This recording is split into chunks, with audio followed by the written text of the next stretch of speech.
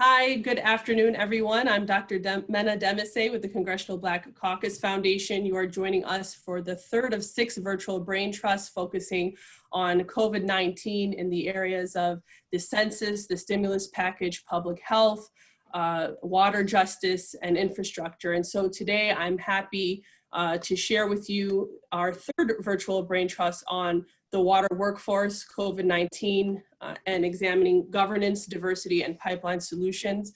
I want to give a special thanks to our sponsors at the Walton Family Foundation, who are represented today by Dr. Robert Havens, who will be joining us on the panel. You'll hear from him later. Also, a special thanks to WALA and the water utilities, who've been strong supporters of the CBCF in promoting our work in water infrastructure and workforce development. We have a great panel for you today. Again, please join us on our hashtag Policy for the People or hashtag CBCF Inc. Without further ado, we're going to kick things off with our Majority Whip in the United States House of Representatives, Jim Clyburn, who's no stranger to any of you, given his amazing leadership as a third-ranking Democrat in the U.S. House of Representatives, currently serves as chairman of the House Select Committee on the Coronavirus, and he's been with us since 1993, representing the great state of South Carolina, and has served in several leadership capacities with the Congressional Black Caucus. Many of us know him as well for his leadership on the 10-20-30 formula, which was included in the American Recovery and Reinvestment Act, where 10% of rural development investments received support that to address poverty in counties where 20% or more of the population had lived below the poverty line for the last 30 years. In addition to his leadership as Majority Whip, he's actually a very passionate supporter and in the areas of historic preservation, environmental sustainability, and promoting restoration programs. His efforts have restored scores of historic buildings and sites on the campuses of historically Black colleges and universities. His legislation created the South Carolina National Heritage Corridor and the Gullah Geechee Cultural Heritage Corridor, elevated in the Congress National Monument to a national park, and has established the Reconstruction era National Monument in South Carolina's Low Country. He is someone we look up to environmental sustainability and water governance. So I'm very happy to turn it over for his remarks. Majority Whip, Congressman Jim Clyburn. Thank you very much. Well, thank you very much for having me, and thanks to all of you who are participating as panelists, and those of you who may be listening and looking in on this very, very important discussion. Let me begin my remarks by sharing with you a little experience I had several years ago. I was traveling in New Mexico, and as I drove around, I noticed that a lot of the street names in other communities were very familiar to me. They were the names of many areas in my own congressional district. In fact, at the center of my congressional district is a little town of Santee, named after the Santee Indians. And of course, the Santee Indians, Native Americans, I prefer to call them, left South Carolina on the so-called Trail of Tears. And they're recognized, of course, in places like Oklahoma, and they have a presence in New Mexico. And so I was so curious about that. That evening, I met with the governor, Governor Richardson, and I told him about this emotional feeling that I had about what I had seen as I traveled around Santa Fe. He told me that he thought that if I were interested, he would put together a meeting of professors at the University of Santa Fe at New Mexico for me to talk to them about these communities that I was being a little bit emotional about. And so he did. So the next day I met with these professors We met in a room that had no windows, 2 doors on either side, and all the walls were full of books, or just bookshelves. And so one of the professors at the beginning of the meeting said to me, he says, "Now, you see all the books on these walls?" I said, "Yes." He says, "This is the result of extensive research." He said, "What we have found is that at the turn of the last century, life expectancy in this country was a little over 50 years. At the turn of this century, life expectancy has gotten to be a little over 70 years. He said the one reason for that 20-year increase in life expectancy, 90% of it is the water we drink.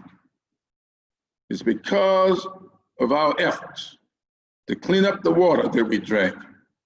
We have seen almost a 20-year extension in life expectancy. That struck me, and it's been with me ever since. And that is why back when we were doing the ARA, or what we call the stimulus bill back in 2009, the American Reinvestment Act, this Recovery and Reinvestment Act, I pushed for more expenditures in these communities that I knew needed to improve health. And I thought that many of them were like the communities that I represented, where these old deserted mines had pretty much poisoned the water table, and something needed to be done about water.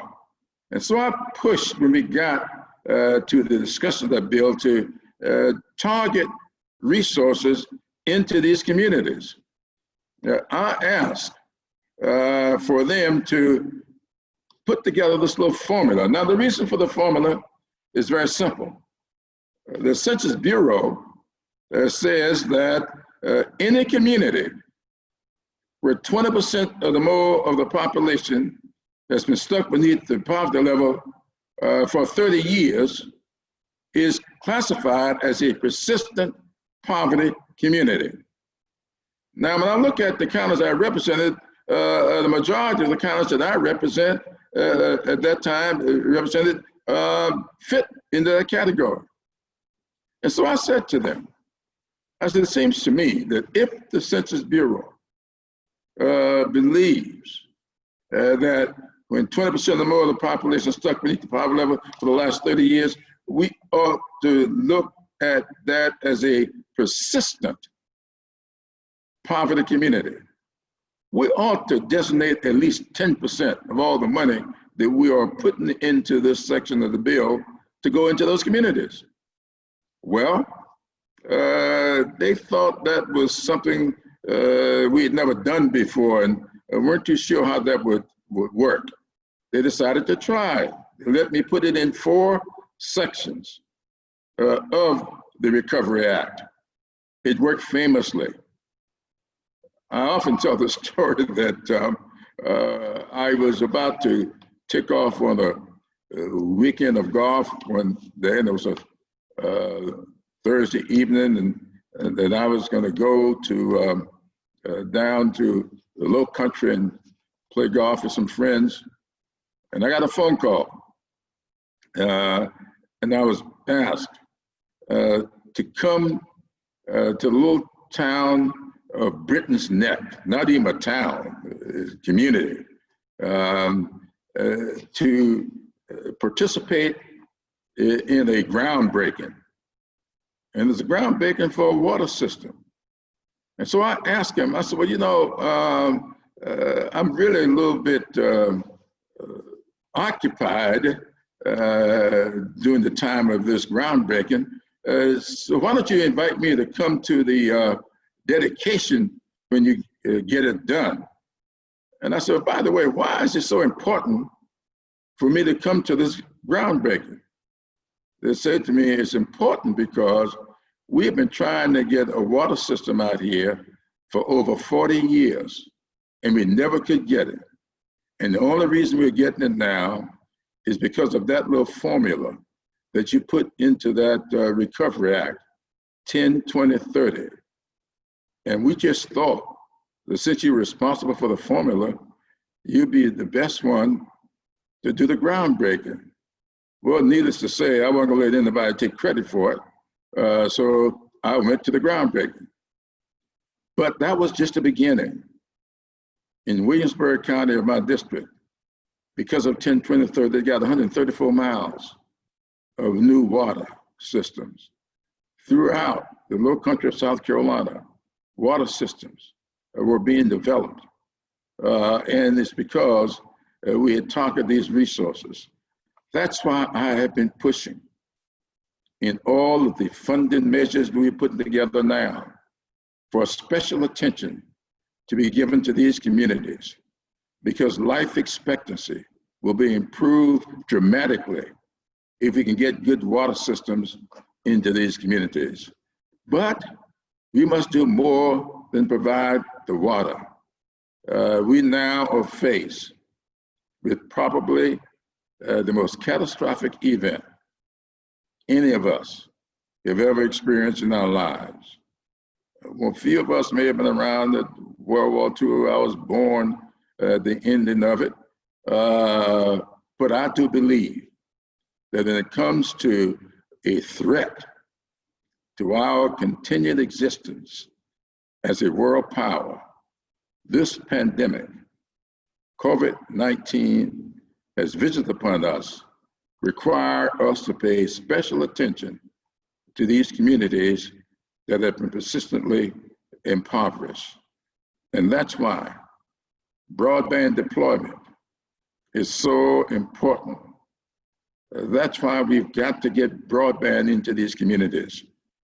We've got to get community health centers spread throughout these communities. I've been pushing for 100% coverage of community health centers so that we can get a community health center within commuting distance of everybody in this country. Because I believe very strongly that our country cannot be any stronger than its weakest link. And its weakest link right now are those rural communities throughout the country that have been cut off from good water systems, cut off from broadband deployment, and cut off from healthcare delivery. I want to thank you all for focusing on this issue of water. The people of Flint, Michigan will be very proud that you're doing so. The people of the little town of Denmark, South Carolina, in my congressional district, where they're having water problems today, will be very proud. And there are other communities throughout this country who feel the same way. So thank you so much for what you're doing. Thank you so much for what I know you will continue to work on and give us the foundation upon which to build a good, what I would call flourishing economy for rural America throughout the entire United States. Thank you so much, and Godspeed. Thank you, Mr. Clyburn. We appreciate your wise words, and thank you for your leadership. It's been incredible for our community, and it didn't just start this year. You've been doing it even before you came to the Congress, and we appreciate you highlighting the importance of access to clean water for our community, but specifically to the Black community. So thank you, Majority Whip Clyburn. Really appreciate you joining us. With that, I want to open it up to introduce our wonderful panel, Radhika Fox, who is our moderator and Chief Executive Officer with the U.S. Water Alliance. We're happy to have her as a partner. She'll be moderating the discussion today. She joins us as CEO of a national nonprofit organization advancing policies and programs that build a sustainable water future for all. The U.S. Water Alliance brings together diverse stakeholders to identify and advance common ground, achievable solutions to our nation's most pressing water challenges. water utilities, public officials, business leaders, agricultural interests, and environmental organizations are all part of the alliance that educates the nation on the true value of water, accelerates the adoption of One Water policies and programs, and celebrates innovation in water management.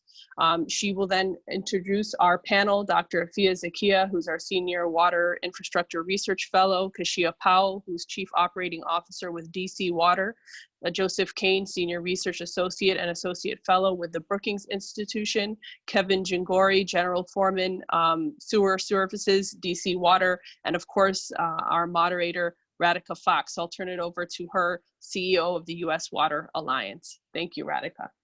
Thank you, Mena, and thank you to the Congressional Black Caucus Foundation for hosting this really important series of conversations.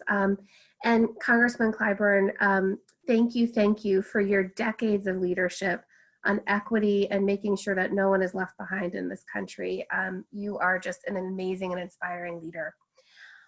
So COVID-19 has really shown us that there is no public health without access to clean drinking water systems and safe sanitation systems.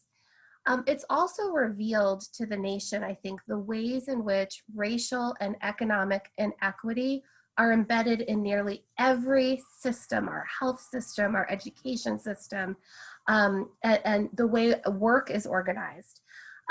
Think about the fact that 13% of the population is African American in this country, yet African Americans are have 1/3 of hospital beds related to COVID-19. Think about that disparity. I live here in the Bay Area of California, and there was a recent study that came out that showed that it is people of color that are disproportionately in the essential worker class. They're the ones that are keeping our grocery stores up and running, our hospitals running, and so they are also most at risk to contract COVID-19. So I think as we really consider how as a nation we meet this moment and respond to this pandemic, we have to put in place policies and programs that really get at these systemic inequities in our economy and our society, and really focus on recovering stronger and recovering in a more equitable way than we have been as a nation. And really in that context, water is such a force for opportunity, as Congressman Clyburn just spoke about. And we really can put in place practices that support workforce inclusion as we move into recovery.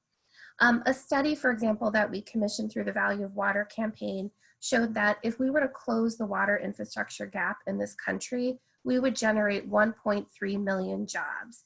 And that's more jobs than 16 states in America. But we also know that if we look at the water industry, it is older, it is more male, and it's whiter than the populations that those utilities are serving.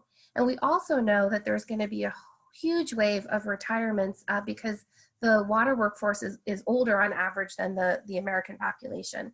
So we have an incredible opportunity right now to focus on workforce inclusion in the water sector, to restore and address the historic inequities and really create a pipeline of opportunity for all communities, particularly African American communities and other communities of color.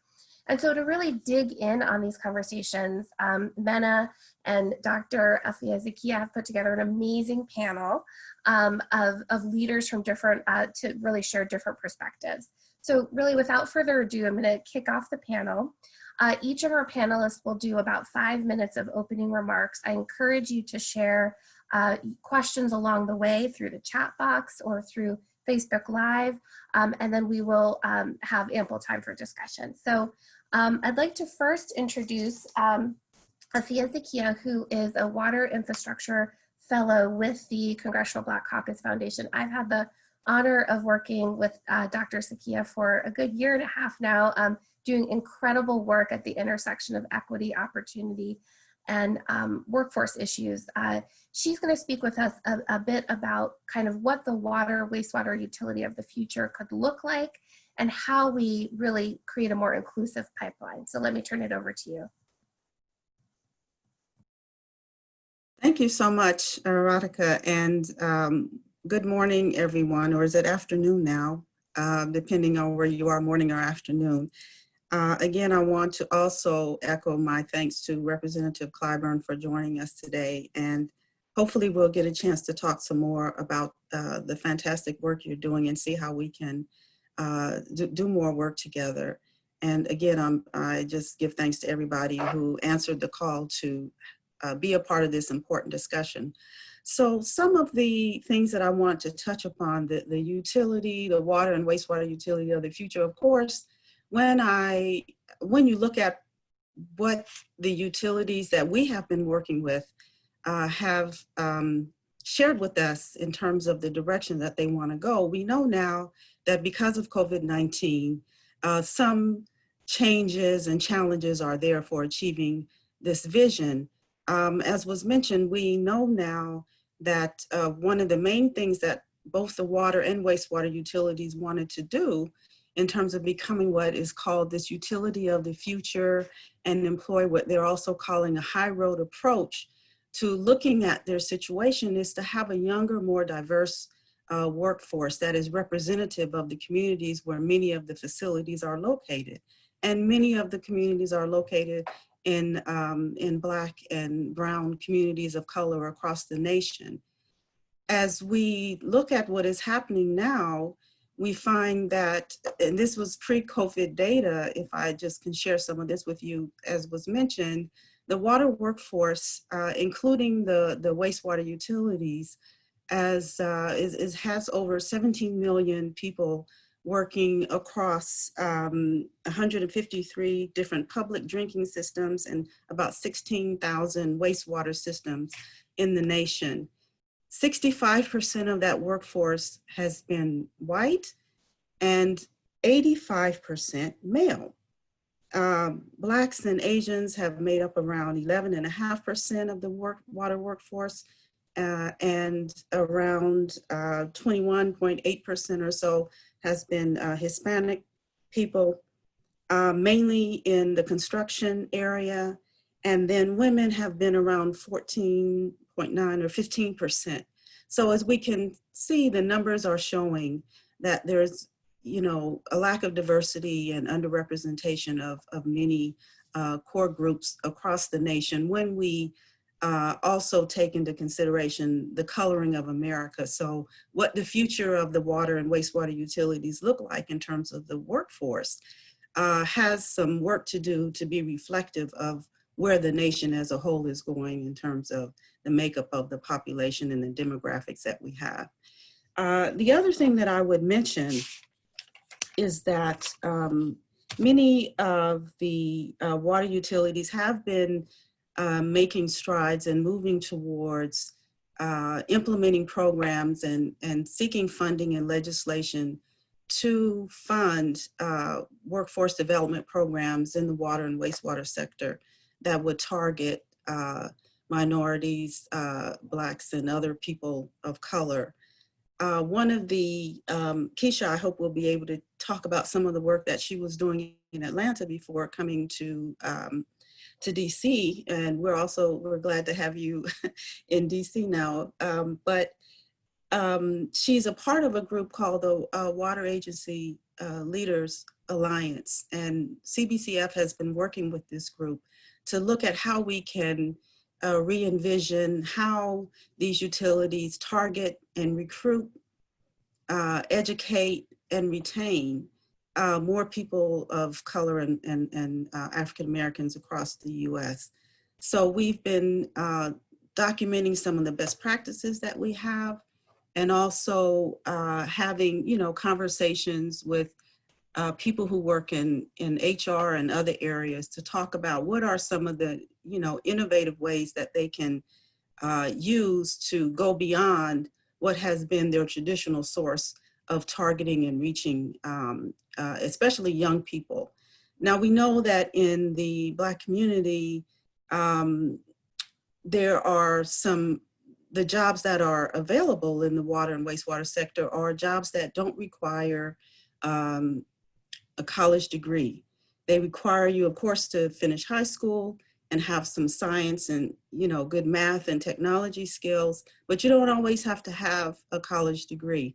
And the jobs are, pay well, above the average salaries of most of the jobs, across the nation, and, provide, good benefits and middle income, middle skilled jobs across the nation.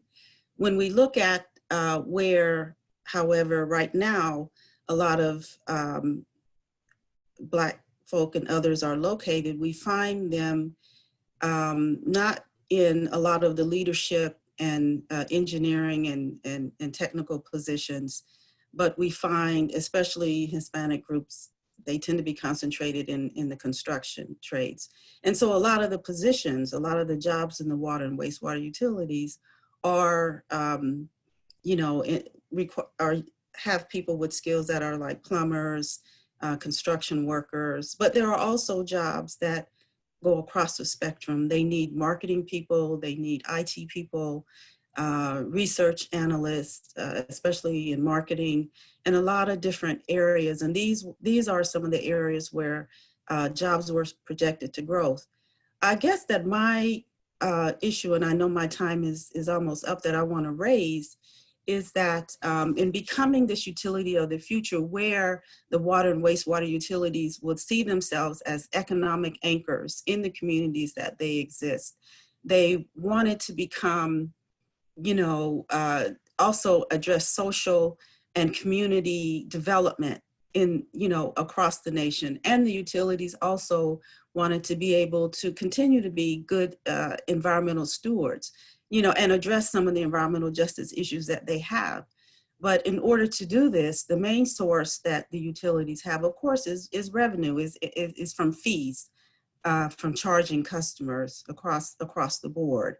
And we know that now that because of COVID-19 and, with people losing their jobs, businesses not having the same amount of, using the same amount of water, although maybe individually households may be using more water, there's going to be some challenges in the resources that the utilities have themselves work on diversity issues. So I will stop there and hope to get a chance to, raise some other issues as we go along. And I know many of the other panelists will raise some of the issues. Okay. Okay. Great, thank you so much. Sorry. Thank you so much, Afia. And I just want to take a moment to also just say what incredible leadership from the Congressional Black Caucus Fellow to have a workforce development and infrastructure, water workforce development infrastructure fellow in Afia. It's been incredible to have you at the foundation really centering these issues of water and workforce inclusion. So thank you for your remarks. I'm going to now turn it over to Joseph Kane, who is a Senior Research Associate and Associate Fellow at the Metropolitan Policy Program at the Brookings Institution. Joe, I remember a couple years ago when you said, I really want Brookings to work on water. And it's just been incredible to watch you build a portfolio around water there at Brookings. And really excited to hear from you today about some of the work that you've been doing around COVID-19 and the essential infrastructure workforce. So thanks for joining us. Thanks, Radhika, and thanks to the Congressional Black Caucus Foundation and Representative Clyburn's comments before. I'll probably be echoing a lot of what others are talking about, so I'll try to be brief, but I'm really excited to not only be a part of this conversation, but hear what everyone else is thinking about too. So yeah, a lot of my work, as Radhika has said, has focused on water infrastructure and the intersection with workforce issues, pre-COVID-19, although I think the moment that we're in demands even more attention to these issues. As you may have seen this morning, another 3 million workers, added to the unemployment claims across the country. We're up to 36 million across the country that are out of work. But on the other side of this are essential workers. And I think there's been a lot of great reporting on the issue, but still, I think a lot of confusion of who these workers even are, where are they employed, what types of protections do they need? And I know this is front and center in Congress at the moment too. And so that's where a lot of my work has focused is this essential worker categorization. And based on some research that you can find online from Brookings, there are about 62 million essential workers all across the country, from grocery stores to hospitals to many other types of industries. And 17 million of those 62 million are in infrastructure. So not just energy and transportation, but crucially water workers. And so I think the point here isn't just counting jobs for the sake of counting jobs, but really focusing in on individuals and thinking of the nature of the work in this sector. Past research that I've done on the water workforce has shown that there are more than 212 different occupations in this sector, as Afia was kind of alluding to in her comments. So anything from water treatment operators to sewer pipe cleaners to technicians, all of these workers are essential and have been essential before COVID-19. But if anything, they've gained that visibility and really that light that they should have been receiving for so many years before this. And so we need to think about, who are these workers? What are the wages that they're making? Many of these workers can earn above average wages, more equitable wages. Many don't, though. There can be lower wage considerations in this sector, just like there are for other essential workers. We know that the levels of exposure for these workers in terms of just disease and just contact with other people can be quite high, that in some occupations, 90% of them have frequent face-to-face interactions with either fellow coworkers or customers. So we know that they're putting their lives on the line here, especially during this current moment. The demographic profile of these workers, both in terms of race, but also in terms of age. Many of them, as Afia was saying, are older. They're going to be needing replacements anyway. So how do we think about that in this current moment? And then what do we think of skills and sort of the work context itself of what is the training going to be needed for these positions in the long term? And so there's a tremendous amount of uncertainty, I think, around obviously COVID-19, but also around essential workers. But I think there's two angles, at least that I've been thinking about it, that might be useful as we continue this conversation, which is really the short-term perspective and sort of the longer-term perspective when thinking about these workers. So in the short term, I think ensuring there are adequate protections for these workers, increased pay where it makes sense in terms of hazard pay, insurance, paid sick leave. Some workers, especially those in maybe some public sector positions, may have some of these benefits now, but we know that some may not in the private sector in particular. So as we recognize and give visibility to these workers, understanding that they have adequate protections, I think is crucial. And I do commend some congressional leadership on this issue now and perhaps in upcoming packages to address some of these issues. I would say, the longer term, though, depending on how you want to define longer term, we know that there's a lot of work to do here. To not just protect these workers, but to actually invest in them. So how can we think of really looking at the water workforce as powering our economic recovery ongoing? Again, that as Afia and Radhika were talking about, and I'm sure we'll hear more of, these workers have been essential for some time. They're going to be continuing to be essential in our communities. We know that there are millions of workers who are jobless on the sidelines. So how are we actually going to be filling these positions over time, given the retirement concerns, the training gaps, the skill gaps that are needed in this sector? And it's not just construction. About 15% of the infrastructure workforce is engaged in construction. So we really need to think of operation and maintenance. So really long-term career pathways for workers in this sector, not just sort of short-term stimulus efforts that are going to support them. And so that's going to involve apprenticeship conversations, I think, work-based learning conversations. So this is all to just say that there's a short-term angle to this, but also a longer-term angle. We know that it's not just going to be up to the federal government to solve all of this. It's going to be up to also state and local leaders, public and private leaders at a regional level who are going to be hit and are already getting hit right now in terms of their budgets. So these are all central conversations we need to be having right now. But I think the closer that we can get to adapting to the tremendous change that's around us and supporting the workers who are supporting all of us to make sure that we're getting through this moment can hopefully power and improve our infrastructure, but also our communities moving forward. So with that, I'll just stop there, but I'm really looking forward to the conversation. Thank you so much, Joe. Congressman Clyburn, there was a question for you through the Zoom chat. I'm wondering if I might turn to you and ask it now, since you'll be leaving us shortly.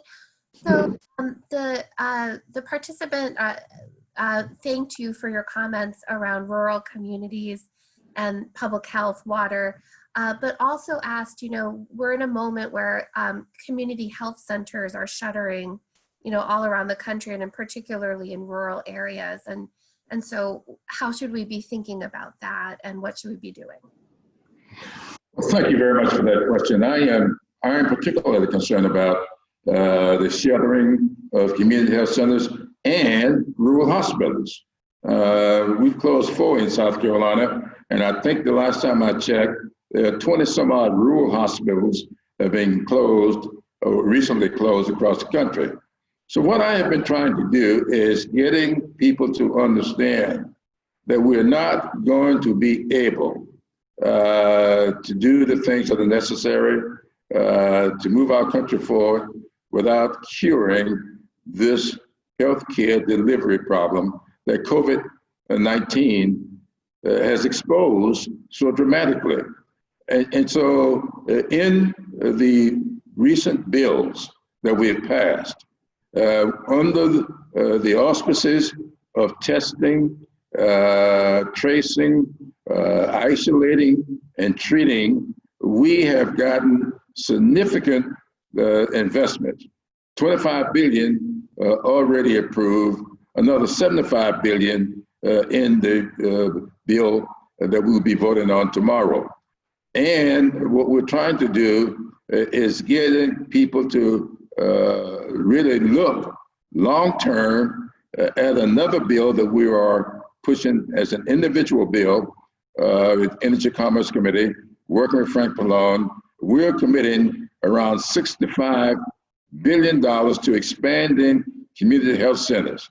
I think I said earlier in my comments that our goal is to put a federally qualified community health center within commuting distance of everybody in the country. Just so you know, that's not far-fetched. We can do this.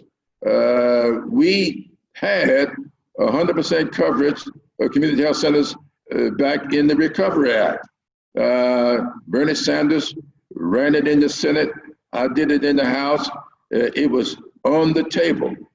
The problem was, as the recovery package got bigger and bigger in terms of funding, they would always look around, where can we get money for this or that? And they kept coming back to that pile of money for community health centers. And then when we looked around, it was a dramatic decrease. We're going to try to get back up to where we were in that 2009 bill. And I think we can do it. The House is going to pass it. I think the White House indicate that they may be for it, and we can get the Senate on board. I think we can get there. So please know, federally qualified community health centers are high on our list, and it's a priority for my efforts throughout the rest of my service here in the Congress. Thank you very much, Representative Clyburn, again, for your tremendous leadership. Thank you. Thank you. So now I get to introduce my dear friend, Keisha Powell.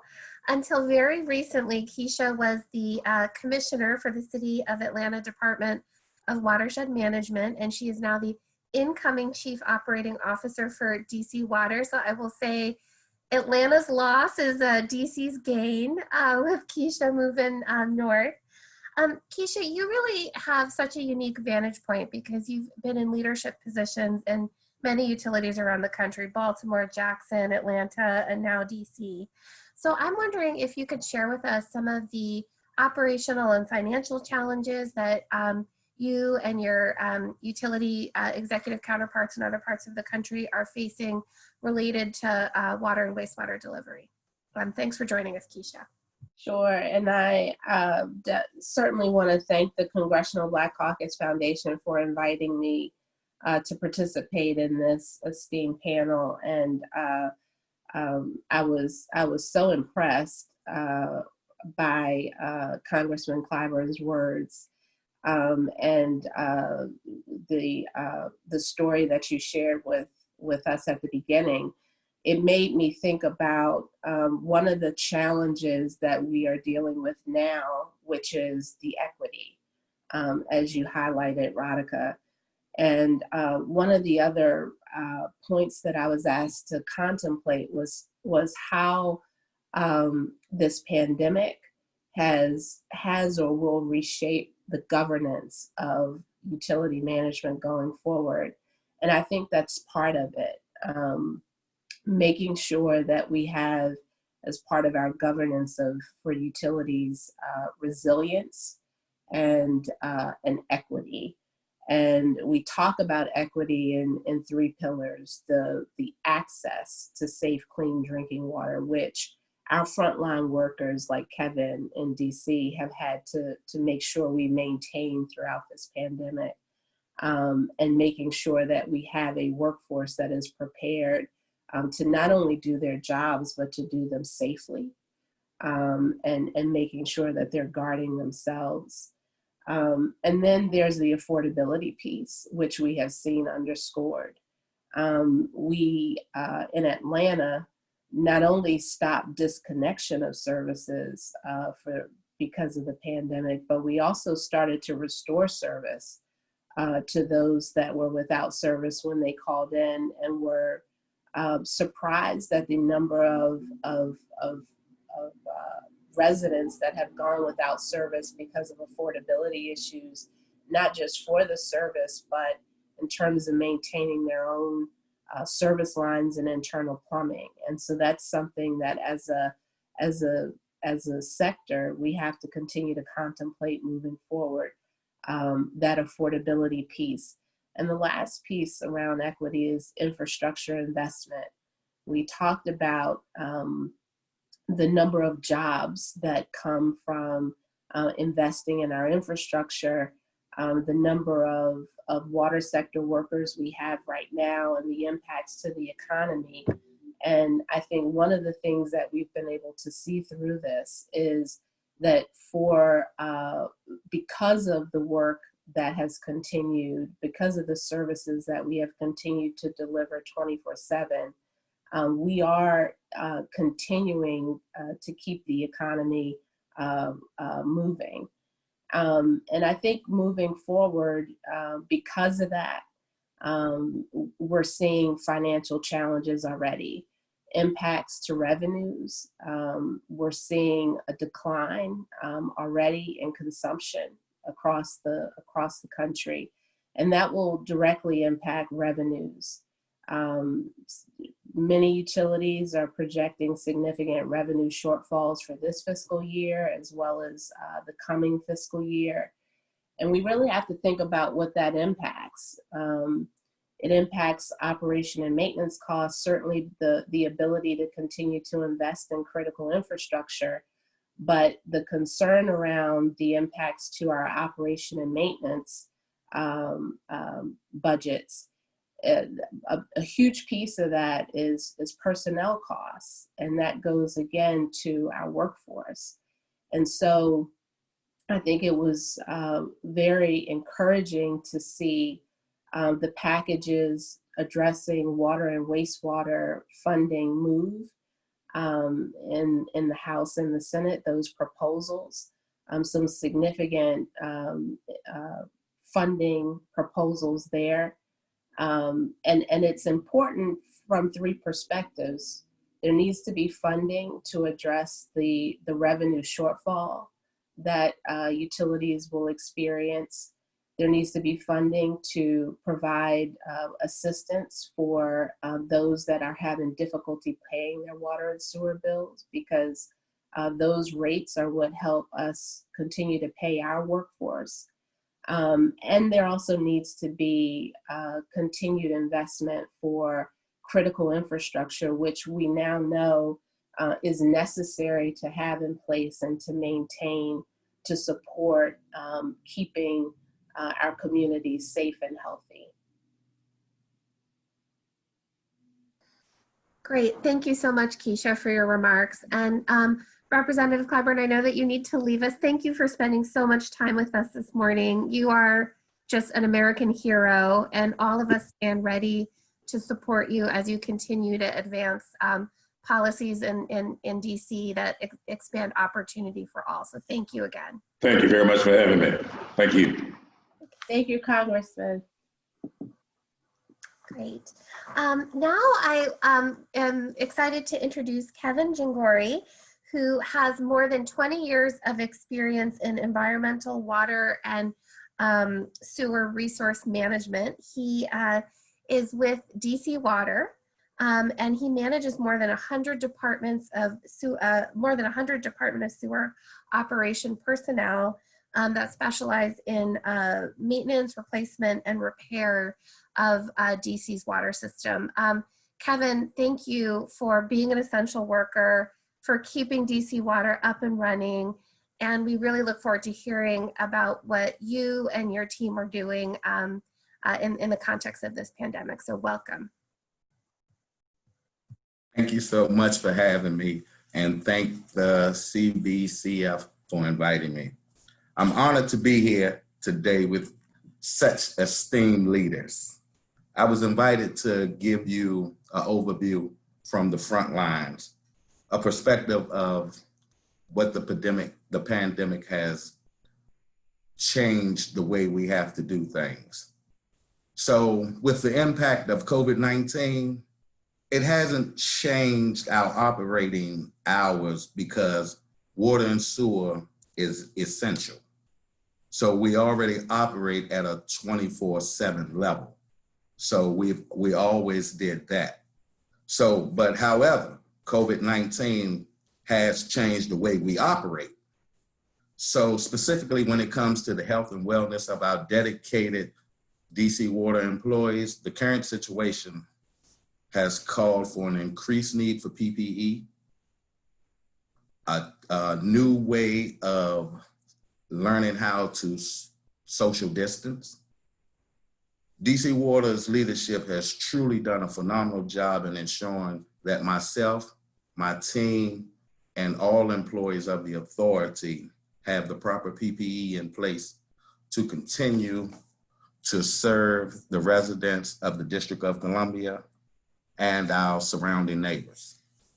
Secondly, due to some of the trying experiences, if you will, or the personal challenges such as daycares being closed, schools being closed, DC Water, we created an atmosphere that's flexible to be able to try to accommodate some of the staff here. So because we're all going through this together. We've never been through this before. So it's a learning experience for us all. The target moves every day. Every day we have to come up with creative ways, solutions on how to make sure we're still able to respond to the residents of the District of Columbia and provide that excellent level of service. Our emergency management and recovery plans that were once modeled towards flooding, natural disasters, things like that. Now we need to look into, or prepare for a global public health emergency. So we have to look at things now different. This pandemic has truly transformed the way we prepare and respond to service calls. I'm incredibly proud of DC Water in performing and continuing to perform under these extraordinary circumstances created by COVID-19. The unprecedented scale caused by COVID-19 stretched response and recovery capabilities, not just within the Department of Sewer Operations, but on all levels throughout the authority. Professionally and personally, this current situation is enhancing the work ethic, the patience, the flexibility, and the overall professional fitness required of an employee needed to be a utility service worker. As mentioned before, when it comes to the health-related protections, DC Water's CEO, Mr. Gaddis, has led the charge on ensuring that DC Water employees have the necessary PPE and make sure we adhere to the CDC social distancing guidelines and their recommendations. Likewise, our employees around they're provided with wellness seminars. We have the EAP assistance program that can help, because truly it's exhausting, just the not knowing and the everyday, the fear of, this is the day we have to go out, we have to be on the front lines, we have to respond. Everybody, because water and sewer is so vital, it kind of gets lost, because most folks, when you turn your faucet on, you're looking for water. When you shower or flush, you're looking for it to go somewhere. Most people get lost until something actually happens and you need that service level and those employees to come out to ensure that we'll get you back in service. Folks tend to forget about it, and these folks are frontline employees. And we have to go out every single day and come into contact. We have to enter homes. We have to do things like that. So, it's challenging, but here at DC Water and our leadership, we're looking for solutions, looking for ways to continue to provide that excellent service level. Thank you so much, Kevin. You are officially my water hero. Thank you for the work you're doing. And thank you for also calling out CEO David Gaddis. He's been an incredible leader during this time, so thank you. We're now going to hear from Dr. Robert Habans, who is doing incredible research, developing research projects that focus on at the intersection of economic development and workforce development, coastal resilience, water management, inclusive economic growth, all of the things that we need to be focused on right now as a nation, Robert. So let me turn it over to you to share some of the insights that you have been uncovering through your research work. Sure, thank you, and thank you to the organizers. And I also want to acknowledge the other panelists. I think you'll hear some recurring themes in what I have to discuss. So I work for the data center. We're a small nonprofit. We're based in New Orleans, and our work focuses on Southeast Louisiana. So I'll be highlighting some of our research that's supported by the Walton Family Foundation, and that focuses on the region's water management economy, and then try to tie it a little bit into the COVID situation that we're facing right now. There's no question that from both a public health and an economic perspective, COVID has been an unprecedented shock. So for sense of scale, here in Louisiana, we have about 2 million workers in our workforce, and the state's received over 500,000 unemployment insurance claims since mid-March. Now, Southeast Louisiana might be one of the few places with some precedent for the sheer scale of disruption, and that's in Hurricane Katrina. But make no mistake, Katrina and COVID are very different, although Katrina was also a twin public health and economic crisis. The impacts of COVID on our region's economy are still coming into focus, but the early data suggests that our regional economy might be especially hard hit, in part because of the role of tourism and oil and gas as major employers and sources of state and local revenue in our region.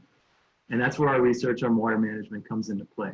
So we focus on how the region's economy has responded to a slew of investments in coastal restoration and protection and other water infrastructure after Katrina, and especially after the Deepwater Horizon oil spill. The idea is that the billions of dollars that are going to reduce the existential risks posed by coastal land loss and inadequate water management infrastructure also provide a window of opportunity to diversify our regional economy and to make our labor market more inclusive. So the way we define water management is a little bit broader and more regionally specific than the way that that Joe and Afia's work define the sector.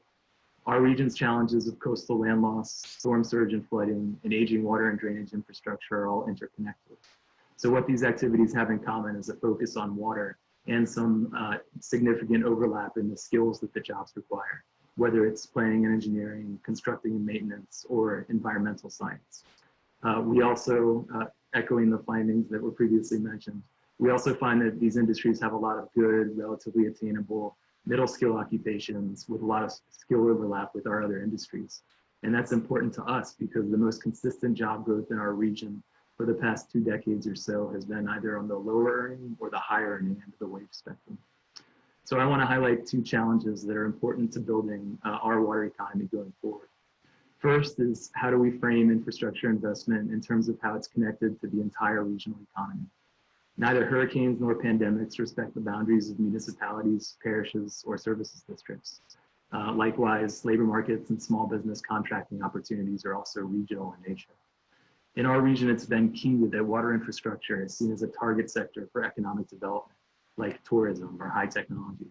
Having a diverse and water-related cluster of industries is a long-term play in how we evolve our economy to be more resilient both to COVID or Katrina-level shocks and to the more gradual processes of economic and environmental change that are going to reshape our region for decades. For our region, our water economy is largely based on our specific coastal challenges. For Milwaukee, their water economy is based on water technology components that tie in with some of their legacy industries. In either case, a lot of the work involves making these opportunities visible to economic development stakeholders, as well as to local businesses and workers who may have barriers to participating. Water management may look different where I'm sitting in New Orleans from, say, a rural community down the bayou, but these problems and opportunities have a lot of overlap, which can be a great way to promote regionalism. Linking local companies and especially small and minority-owned businesses to the contracting process is an issue that we've highlighted in our work, that a lot of our partners have taken on, and that the state has begun to take a more active role, although there's still a lot of work to be done there. Likewise, adapting to coastal change in an equitable way means ensuring that the communities that have historically experienced labor market inequality and who happen to be most affected by land loss and flood risk are able to access the water economy. Again, echoing the findings of the other panelists, our water management industries include a lot of heavy construction, engineering, and environmental occupations. Women and Black workers are underrepresented in these industries and overrepresented in low-earning industries like hotels and restaurants, at least in our region. In many cases, these folks also tend to be overrepresented in low-wage, high-contact, essential jobs, and in the industries suffering the steepest job losses over the past several weeks. So shifting the demographics of our water workforce to more closely match the demographics of our region provides a route to middle and high earning alternatives to the riskier low wage jobs.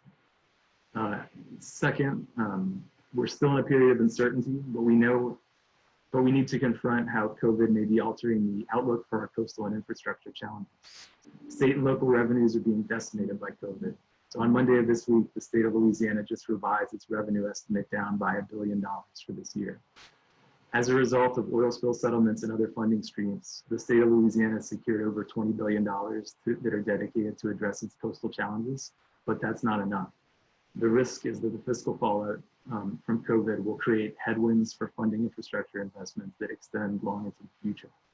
It's also possible that in a scenario where social distancing remains necessary for a long period, or where the second order economic effects of COVID leave us with a long-lasting recession, this only adds to the frictions that prevent the water economy from growing more robust and more inclusive with respect to local businesses and workers.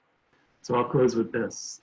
History shows us that economic shocks tend to be inflection points that accelerate or alter pre-existing trends. And while critical water issues may differ from region to region, this is the moment to seize the opportunity to reallocate our economic development and workforce development priorities, especially since the recovery of industries like hospitality looks like it might be a slow one. Investing in water infrastructure looks more and more like a safe bet for allowing our regional economies to recover in ways that are more inclusive, more resilient, and more adaptive. Thank you. Thank you, Robert, so much. And, on your final point around how water infrastructure is such a safe bet, I will say that last month, the Value of Water campaign, we released our 5th annual Value of Water Index. And we actually put this poll in the field, not planned to, but it happened right when the pandemic was hitting communities across the country. And what that showed was over 80% of people support greater investment in water infrastructure, more so than any other priority. And that cuts across geographic lines, party lines, race, gender. So could not agree with you more on that point. So we're going to now open it up to questions, and I'm also going to encourage our speakers to ask questions of each other if they wish. But the first question I'll throw out there is from Drew Lehman. And, you know, the question is really about the fact that, yes, water utilities are really struggling to fill mission critical jobs, but that some of those positions have overlapping skill requirements to other sectors, other infrastructure sectors like transportation. So, you know, are there opportunities to collaborate, you know, aggregate the demand for these essential infrastructure jobs with other industries like transportation or energy? So invite anyone to speak to that. I'm happy to kick it off, Ronica, just because literally what I'm kind of looking at right now and builds off some previous work that I've done with some of my other Brookings colleagues. Without a doubt, I mean, I think, look, water to me is kind of the head of the dragon, right, of all infrastructure. So if all we're doing is just looking at just, you know, water utilities in isolation or just the water sector in isolation, we're missing the point that there is this sizable sector, infrastructure sector across the whole country that we don't often acknowledge or talk about in ways that I would argue are very similar to manufacturing or healthcare or high tech. And so there are a lot of commonalities that we found in the types of skills that are needed for these positions. And as Drew raises in his question, you know, other sectors, for better or worse, including transportation, are grappling with some of these same issues right now. Our transit systems, for example, during COVID, certainly are being hit in other ways, right? Certainly workforce challenges are part of that. So in as much as I think there are opportunities for collaboration, given the commonalities here in the water sector, all the better, I think, to again, further that visibility that I think is so needed here, but also just promote shared learning, best practices, right? And shared areas of frustration where we can hopefully find new solutions moving forward. Thank you. Would anyone else like to comment on that? Great. I'm going to then ask the next question, which is from Kareem Adim. So, you know, Keisha, you spoke about the current revenue losses that utilities are experiencing and also what we might expect longer term. Afia, you spoke to that as well. The concern is that this revenue loss can really cripple public utilities. Is there concerns around investor-owned utilities or privatization of water utilities that we should be thinking about? And also, and I'm taking from another question that was highlighted to you, but you know, if these revenue losses continue, will this mean an increase in rates, water rates, as a way to fill the gap?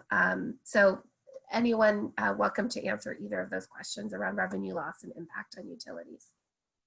Well, I can certainly start. I think on the governance piece and the question of privatization, I think one of the things that you know, municipally owned or public utilities have shown handily is that we can manage through a crisis. I think all of the things that Kevin talked about in terms of providing service during this period just really go to demonstrate that in some cases we have become more productive and more efficient and effective in our service delivery. And so the lessons that we're learning through our response during this time, certainly when I was in Atlanta, and I'm seeing the same with DC Water, is that you know, we have stepped up to the challenge as a sector, as public utilities, and continue to serve 24/7 safe, clean drinking water, and really put at the forefront an emphasis on the public's health and safety. by our essential frontline workers. And so I think that, and I know that people are actually looking at that question, but I think that the service that has been delivered is the answer and response to that question, that is not a necessary road to pursue in most cases.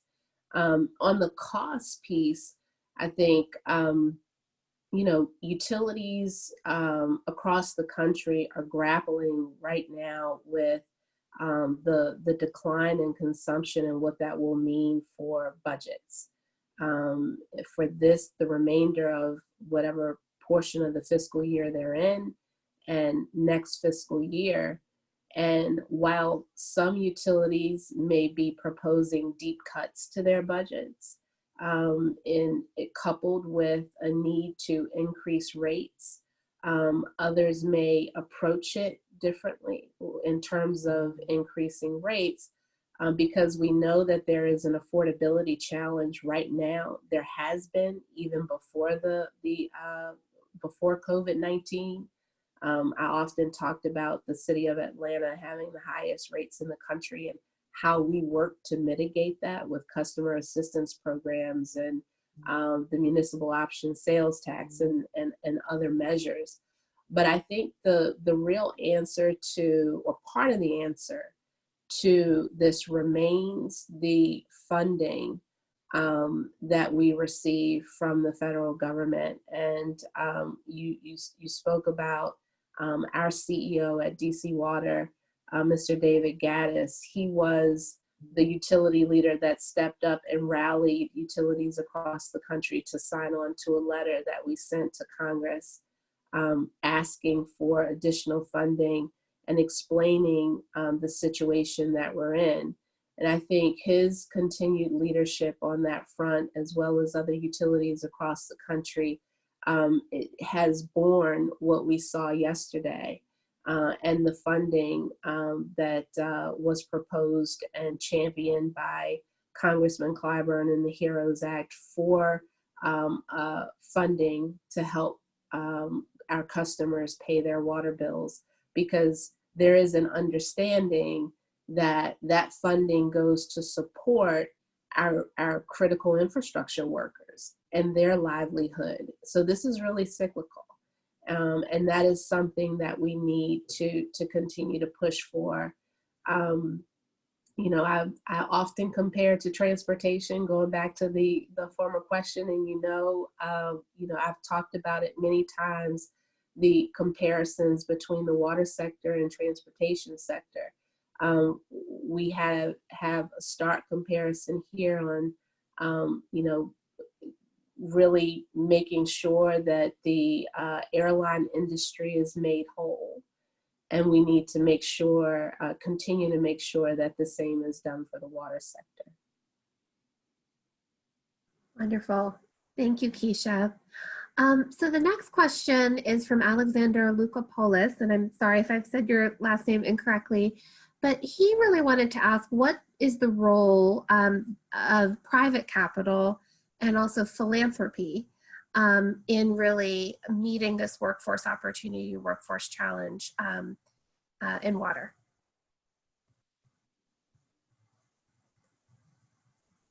And I'll start, I'll take moderator's prerogative and start.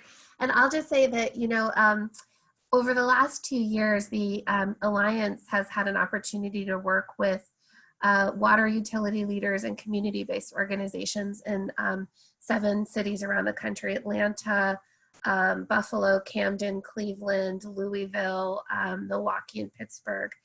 And what we have been doing there is creating these equity tables with leadership from the utility and leadership from frontline community organizations that are working with the most vulnerable residents. And in all of those places, the issue of workforce development has come up. I see Terrence actually from Louisville is on the chat. They've been doing phenomenal work around helping all kinds of people access employment opportunities, both on the wastewater and drinking water side, including veterans and the formerly incarcerated and more. And You know, it's been phenomenal leadership by the utility directors and the frontline community organizations, but we would not have been able to set those tables. We would not have been able to do the research.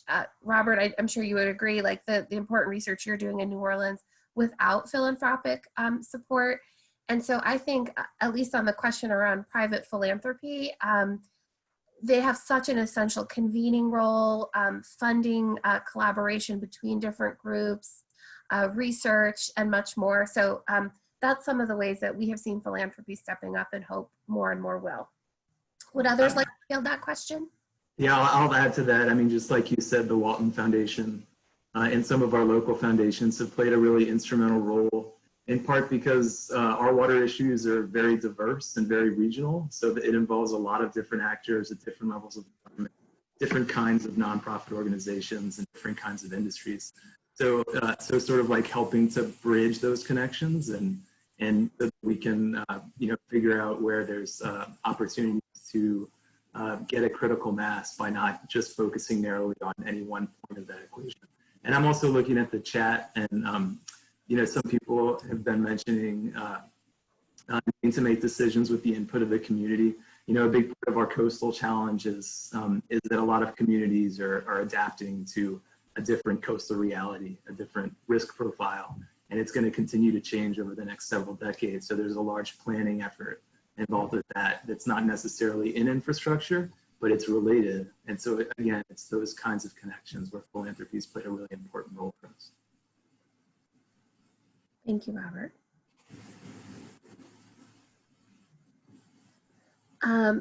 Anyone else like to respond? Okay. So the next, there's so much wonderful dialogue. I just want to hang out in the chat and read all this wisdom from our participants. So thank you for that. You know, one theme that I see across several of the comments, and Keisha, you touched on this a little bit, but this notion of automation or remote sensing and other things that can help, you know, frankly, do some portions of utility operations in a moment where we're socially distancing. So would love to, and I've certainly seen across the U.S. Water Alliance member network that those utilities who had made those investments before the pandemic, they're navigating the operations not easily, but with a little bit more ability to weather that. So just curious what you all think this may mean for the uptick of intelligent water systems. Well, certainly, I think when the pandemic hit, we, in Atlanta at least, we joked that the cyber attack may have been a blessing in disguise because, and I think many people know that we had a major cyber attack in 2018. And so that changed somewhat the way we did business at that point, and focusing on getting things to the cloud and, you know, making sure that we understood our processes and really being laser focused on that, and laser focused on preparation to deal with major incidents. And so when the pandemic was declared and we had to move to a teleworking posture, it was somewhat seamless for us because we had those plans in place. We had the infrastructure in place to support us working, having roughly half of the utility working from home. I think the ability to, you know, this need to be socially distant from your coworkers in the field, and folks finding that difficult based on the types of work that we do. But the more areas where we had introduced technology and innovation to help provide services, we were able to do that a bit better. And again, being able to still serve and meet our service levels and achieve, in some cases, higher levels of productivity is a result of making those investments. And so moving forward, I think utilities will be weighing where to where to spend money, and really looking at the return on investment for the actual return on the investment for whatever dollars we spend. Can I just say one or two things about that issue? Also, I've been looking at the automation issue in terms of the safety issues, of course, because of COVID-19, and how utilities, you know, those who, as you mentioned, those who have done, met the challenge to automate, can now have workers working from home remotely. And that's an added safety value that we have at this time. The other side of it, though, is when we look at the water and water utility workforce, and we see where African Americans and others are concentrated, we know that they are in, you know, mainly in lower levels of work, not necessarily in some of the jobs that we know are you know, core for the sector, like engineers and other highly technical positions. And so when we look at what the future of automation looks like for these utilities and the decisions that are going to be made, I guess people have been asking me, you know, well, what will that mean for diversity and inclusion if, and what will it mean for diversity and inclusion in terms of the kinds of jobs that are available to many African Americans based on the skills sets that they have. We know that there's challenges with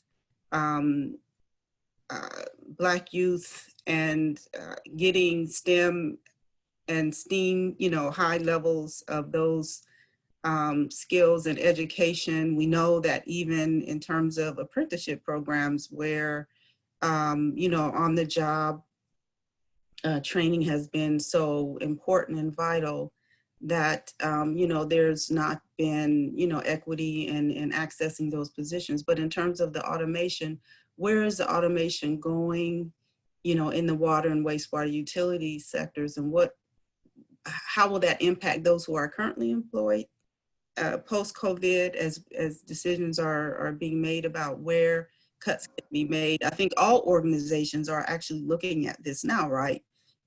Probably some of the first jobs to go will be, you know, administrative and other kinds of jobs that can be done more remotely, or, you know, and even some of the operators or technical positions you might not need as many if things can be done more remotely with, you know, one or two people, you know, handling those jobs. So I think we need to probably explore this issue of automation more in the water sector and wastewater utilities, and see where is that going. You know, there was some talk about it before, you know, this pandemic, but now as utilities are looking to make some tough decisions, Keisha, about where funding will go, and in terms of what positions now, you know, are really going to be critical, even though we know that all workers are essential workers in the water and wastewater sector, some are maybe going to be more essential than others, or less, you know, maybe. Yeah. No, Yeah. Anasia, I'm really glad you raised this point, because I think really, to me, what you're saying is that regardless of whatever we do, however we invest, we have to set ourselves in equity, right? Mm-hmm. Because when you look at automation in manufacturing and transportation, you know, if we don't actually have equity criteria, and for example, think about automation and understand which sectors of the workforce will be most impacted, how do we actually think about retraining, right? Or skills upgrade to help create a pathway to non-automated jobs for folks? I mean, I think that has to all be part of the conversation. And can I say one last thing? Sorry, one last thing, and is on the issue of the retirement and the silver tsunami, right? Mm-hmm. We are saying is going to happen. We recall that back in the 80s, some of the first concerns were raised very strongly in the water sector about retirements and this gap in the pipeline gap happening. We didn't see, I think, as many people retire or leave as we thought. And even though numbers are still showing that, you know, at least a third of the workforce is potentially going to be lost. And this, you know, pre-COVID numbers were saying this. As we look at what's happening now, again, so we have another greater pandemic happening that's economically impacting on people. Will we still see the silver tsunami happen at the rate that we thought? But even so, you know, what do we think this means? Also in terms of how equity could be achieved and where the opportunities may lie. Thanks. Mhm. Yeah, I think all of those are important considerations as you move forward and make those decisions about investment in technology. There's just bottom line going to be some jobs that, you know, pipes can't fix themselves automatically, right? However, smart investments that can help save money so that we can keep our people employed, those are things that we need to make sure that are part of what we look at. But yes, leveraging the loss of resources, coupled with the retirement eligibility rate, has been this discussion about the vacancy, the vacancy rates we already had, which were difficult to catch up because we just are not finding those replacement workers to fill those positions, as Joe alluded to in his report. And so there has to be a balance of all of those considerations, yes, including equity as a driver for that. And that's why I go back to what I said about governance. If governance is the how we manage and the process of decision making and implementation, and thinking about resilience and equity driving our governance models moving forward, that really should frame how we think about how we do things. I completely agree with you. Thank you, Keisha. So I'm going to ask the last question of Kevin. I love this question that came through the chat.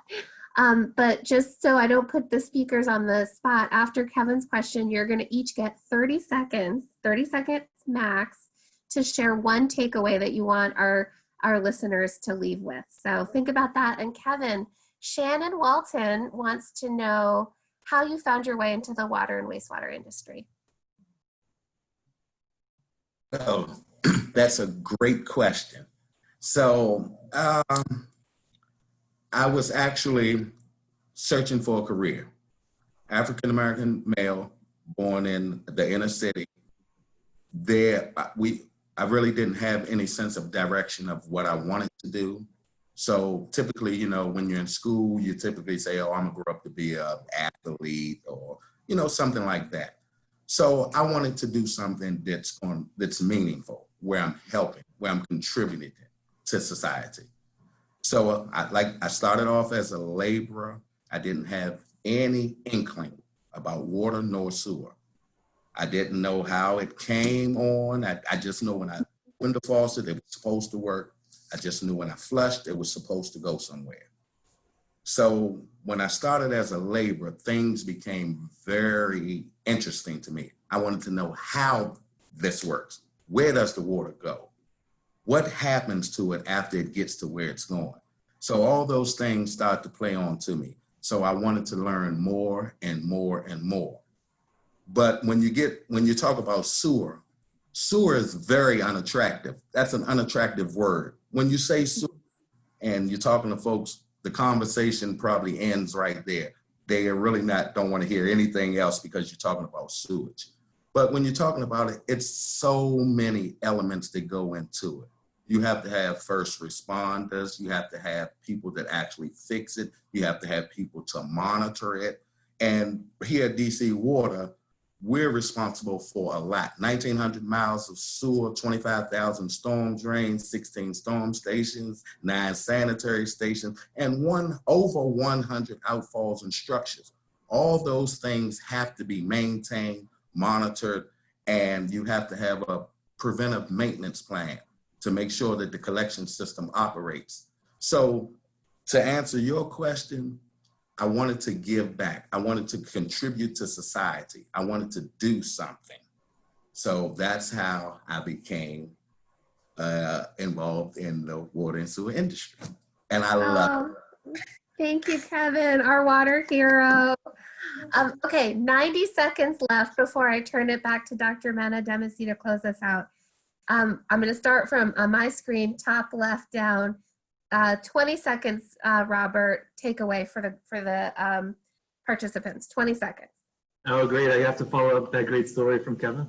I'll just say that I'm really inspired to hear conversations like this. I think it's the perfect moment to combine that kind of like micro level detail about what's going on in this industry that Afia and Keisha have provided us with, beginning to think about how we take steps to make our economy more equitable when we get on the other side of this. So it's great. Thank you, Robert. Joe.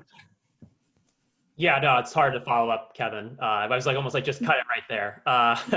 I'd say just 2 points. I mean, one is measurement here. There's still a lot of unknowns. A lot of our measures are lagging. So that's something that we're gonna keep working on here to try to measure what's happening in the essential water workforce. And then 2, as I think just keep having conversations like these. I find, and I imagine many other attendees do too, so much value in the stories that we hear across the country, because it's not just happening in Washington, it's all over the country. Thank you. Thanks, Joe. Keisha.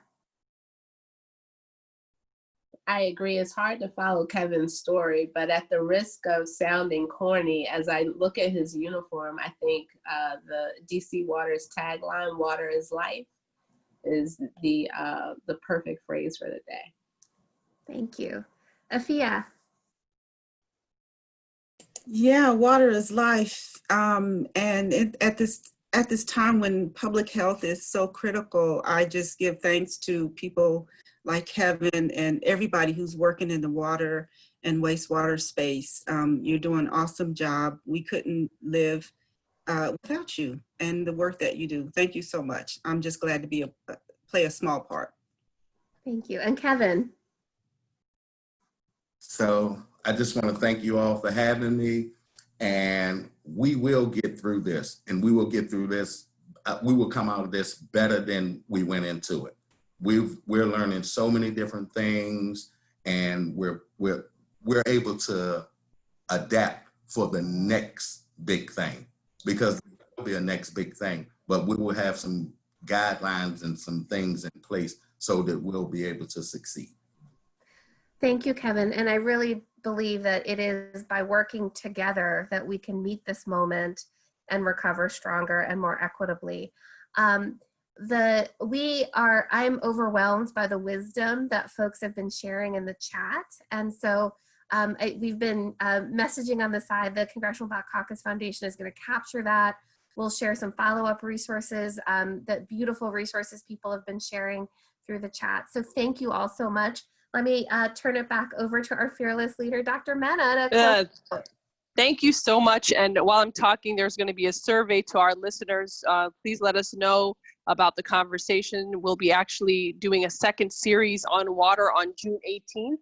So look out for that. I want to thank Radhika Fox, excellent leadership, and obviously great job moderating today. There's a lot of issues that were covered in such a short amount of time. We thank our listeners and questions that you sent us. I want to thank our wonderful panel. Again, thank you to the Walton Family Foundation for sponsoring, and Dr. Robert Havens, who's an economist with the Data Center. Thank you. Thank you to our own Dr. Afia Zakia, Kashia Powell with DC Water, Kevin Jingori with DC Water, as well as Joseph Kane, we've been working with at Brookings and the Water Alliance for the great work that they're doing. We're now going to put up a slide for our next virtual brain trust that's happening on May 28th on addressing digital equity in the era of COVID-19. Please join us and register at cbcfinc.org/webinar. Let me say that again without slipping up. That's cbcfinc.org/webinar. You can register there. We'll be joined by Congresswoman Eddie Bernice Johnson, who's the chair of the Science, Space, and Technology Committee, and we'll be having a really important discussion on the digital divide. So please join us there. We will also have subsequent sessions on June 11th with Congresswoman Robin Kelly on the double pandemic, looking exclusively at public health in the Black community in the era of COVID-19. And we'll end our series on June 18th, talking about water justice, equity, and opportunity.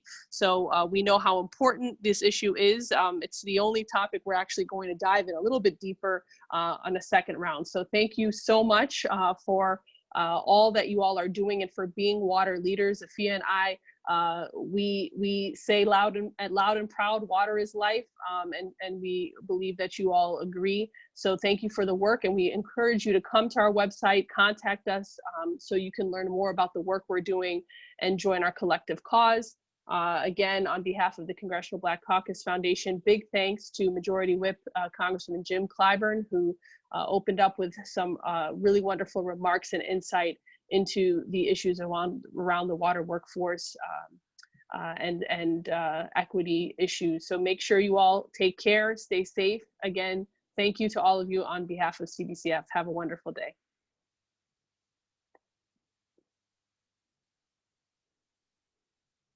Thank you, team. See you all later. Thank you.